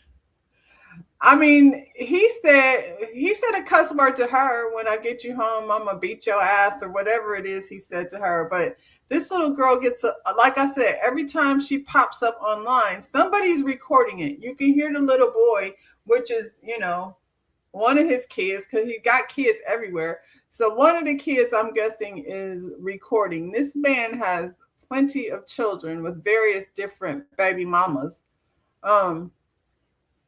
Gentle parents don't cuss in front of their kids. That's what I say. You're supposed to tell them, not to say bad words. I be talking to my kids I don't mean the babies. I'm talking about the grown children. Get on the video game and then they be cussing and carrying on. And I was like, and now when this baby starts repeating you're going to have a problem, because they repeat what they hear. And so, yeah, I just don't know what goes after this, because she's not just cussing, she's swinging, she's telling him what she's not about to do. So it's obvious the type of people she's around. Children imitate the behavior of the people they are around. I agree. And it's a whole bunch of, her mama cussing him out. They put reward this behavior, because here she is on the internet again. But the title says, Blueface attempts to gentle parent his daughter amid getting cussed out. effort. That's what he said. Did they call this an attempt of gentle parenting? I don't know how you undo it. I don't think that beating her is the answer. Maybe removing her from the home might be the answer. It says, how would y'all deal with this? This young lady, first comment, yeah, she's the type of child I'll never allow much kids to play with. Yeah, I agree with that. Absolutely not. She can't come over here because she don't listen.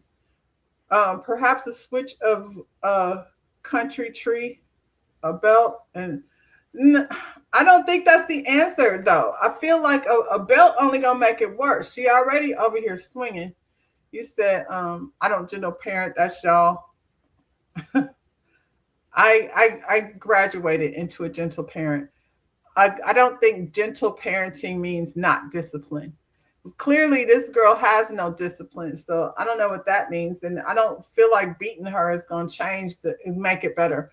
The parents need to discipline themselves first. That would be, yeah, they need discipline.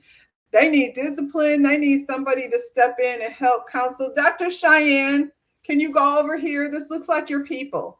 Dr. Cheyenne, these seem like your people over here. Maybe you could go over here and have a conversation with them about how they low vibrational, low value, and things of that nature. Yeah, it's sad because this little girl is going to go to school and be having that type of attitude towards the teacher and towards the other children. And, then what? We got another child going rogue over here down to the graduation. I don't think she got her diploma taken away. So are we going to take away the diplomas or not? Or are we only taking the diplomas away from the Black children? This young lady, it says, she's from Wichita. A video from Wichita High School East graduation ceremony in Wichita has gone viral after showing a school administrator stepping in to redirect a graduate who began an extended celebration on stage. According to school officials, students were informed ahead of time about ceremony rules designed to keep the event moving smoothly for nearly 500 graduates. The students involved later criticized the intervention, describing it as unnecessary, and has reportedly considered formal action following the incident. I don't know what formal action she gonna take, but this is, how little Becky over here decided to celebrate. Yeah. We don't need the music. She got ready to do her little dance. He snatched her ass down, handed her whatever it is he was supposed to hand her. And yeah, so the ceremony continues. So what are we suing about? Because, she did not drop down in a split, but she absolutely, tried to do a little celebration. We talking about Blueface's daughter. She's at an age where her behavior can still be corrected. I agree, but who gonna do it? Because not them over there. They, like I said, rewarding her for her bad behavior. Cheyenne would promote physical punishment. She does come from the school of beat a bitch's ass. So maybe she's the wrong. And I was just looking for a doctor that would relate to those people over there. But yeah, so this young lady down to the graduation, she wants to sue the people because he snatched her. I wouldn't call it a snatch. I definitely would call it a redirect, interference of celebration, maybe. But again, yeah, he stopped her from Christian Keys, get the hell out of here. He stopped her from doing whatever that was she was about to do, though. Sorry, y'all. I keep clicking on that because it's bugging me, but I'll just leave it alone. Should we take away her diploma? Should we sue this man? Somebody in the comments, where did I see it? Somebody said, well, let's see what the people are saying. Man, these comments is why kids feel like they can do anything. They want to talk to adults however they feel. Look like he just redirected her hands from in front of his face. He definitely didn't assault her. He stopped her from acting a fool. These ceremonies are already long as hell. Nobody's trying to watch over 500 kids scream across the stage talking about they did it. They did it, child. They be excited. Not everyone deserves respect. First of all, why are y'all agreeing to a child being touched without her consent? Give her nothing. Let her know she'll receive her diploma in the mail. They said someone pressed charges for what? She was about to get out of conduct. This is the one that I thought was funny. Anyone who wears those flip-flops to a graduation shouldn't be graduating. Now that's funny. I don't know. I didn't feel like he put his hands on her. She was about to break black. He did put his hands on her. So, but was he snatching her or was he, I don't know. Let's look at it again. Bam, he seen it coming. And then he shaked her hand. Then he shook her hand and was like, give her this thing. Now move along, little girl, with your flip-flops on. I don't know. I'm twerking on a fence right now. I feel like, she went ahead, took her position, and one more time. And a one. And a boom. No, you're not. I don't know. I don't think that's sue worthy. Maybe he shouldn't have put his hands on her, but he redirected that thing. She walked on out like she's supposed to. Those flip-flops mean she's about to act up. That's what that meant. She was about to, I don't know what she was about to do. She didn't drop down, and let her ego on like that other girl do. Let them celebrate. Did the same thing. Did the same stupid rule to the NFL. Now, Tony, I don't agree with this in the NFL at all. I get it why at a graduation ceremony they don't want that. It's a whole bunch of kids. If they all want to go down there, walk it out, do the Dougie drop down and spit your eagle on, all the things that these kids are getting ready to do. I wasn't about to do any of that. When I graduated from college, because I was getting a fashion design degree, the whole class decided they were going to decorate their hats, for graduation. So when they showed up, they had their caps all bedazzled and things with different designs. And I did not do that. I knew how important that was for my mother, and I knew she wasn't going to like it. So I just wanted her to get me in my cap and gown. And that's what I did. So you said, they all get the speech beforehand. She was being rebellious, and we don't know their relationship. Most of the time, these are school administrators. Yeah, they all get the chat before, except for homegirl who did the split. She said, didn't nobody tell her that she wasn't allowed to do a whole split and bounce her booty up on the stage. The kids should understand that the best celebrations can be done after. Yes, walk over there and get your thing after the ceremony instead of during. It's selfish to try to make the attention time away from the other students. I think that has a lot to do with it too. Like, it's not just about you. Like, we're all here graduating. Get your thing and move along. When you get off the stage, you know, drop down to get your eagle on, I guess, if that's what you want to do. Why don't they collaborate and do class choreography? Now you want to add another thing, high vibe, to this long graduation. So now we got to wait for them to perform. Whew, they're going to be mad at you, girl. Last time they'll be together. I don't know what she was about to do. Now, the little girl yesterday, like I said, she dropped down and did a split, and they took her diploma away.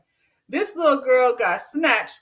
Bam! Put your hand down. We're not about to do all that. Shake my hand. Give her paper. You know, he moved her along. We're not doing any of that. Now, if somebody dropped down and they booty bouncing on the stage, you know, they took her diploma away. So maybe if she would have just did a little skip to the loo, she would have her diploma. It's very generational. No one cared about this back in the day. It is generational. I don't remember like wanting to dance across the stage though. I really was like ceremony out. When I graduated from high school, I was tired of all of it. We tossed our caps. That's what we did. When it was all over, we tossed our caps and we said, yay, everybody together. Well, why don't we do that anymore? Yeah, it was already long. I was ready to go just like everybody else. And I didn't have a 500 people class to graduate.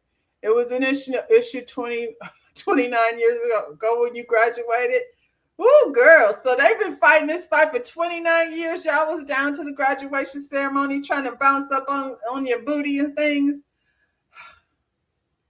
I guess we'll be talking about it next year. We'll be right back here next year having this discussion again because somebody's kid is going to do too much. Guarantee you, every one of these kids that did that told their mama and daddy they was going to do it. They did. They was like, when I get my diploma, I'm finna jump down and drop my down and let my eagle fly.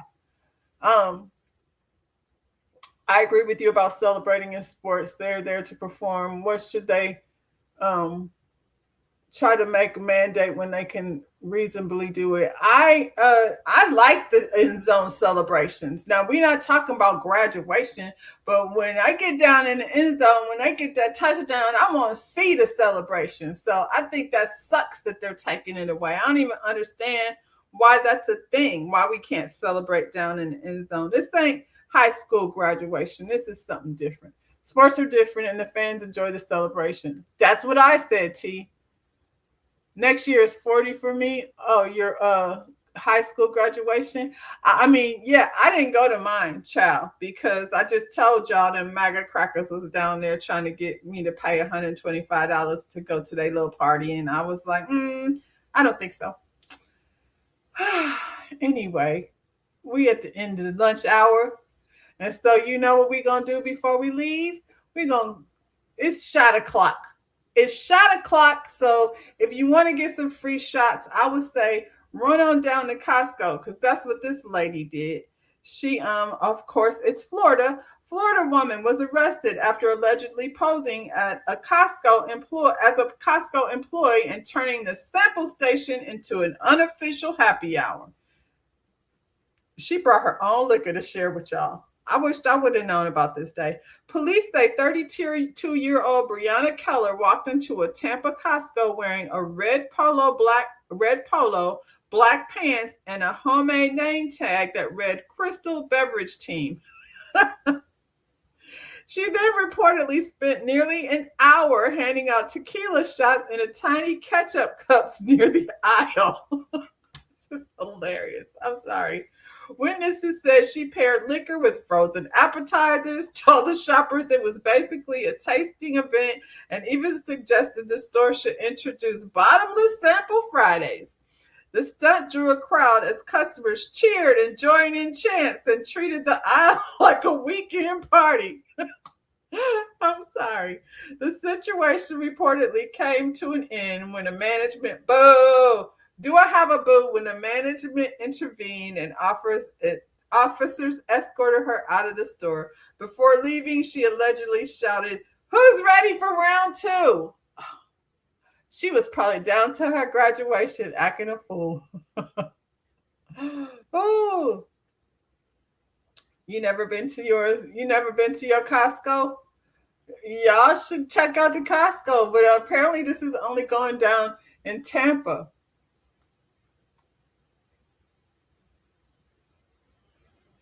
What'd you say on?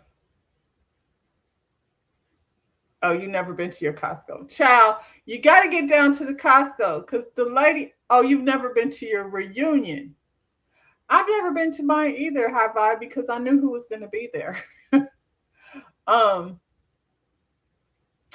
You said that was nice of her. Why wasn't I there? Wasn't that nice of her? Seems like the people were having a great time until that old manager had to come mess it up. She was down there like having a party down the aisle 4. Stormy, get an aisle 4. You got it. So how do we feel about the managers at Costco? Whoa, we want to have our happy hour.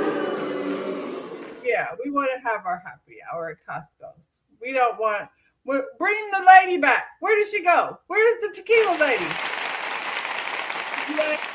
Lady, happy hour, bottomless Fridays down to the Costco. Bring back the tequila lady. I think she did a great job. What did I miss over here, y'all, in the comments? Anyway, y'all, I don't drink tequila. She was improving the shopping experience. I bet you they was ready to spend some more money. You know what I'm saying? Costco was like, this is a liability. This lady is sending the people out under the influence. There's going to be all these accidents because the people down to the Costco were having their bottomless bottomless Fridays for appetizers. Anyway, y'all, I don't know. If you go down to the Costco and you see the crystal lady, make sure you take yourself a shot. Take one for me too. That's it, y'all. Like the video, subscribe to the channel. Y'all have a wonderful weekend. I plan on doing the same. And make sure, if you've got any spaces out there in your life, in your environment, that's, you're trying to heal from and it's making you sick, we want to go ahead and avoid those. So yeah, at any cost, avoid the environments that made you sick, y'all. Bye, y'all. Have a good weekend.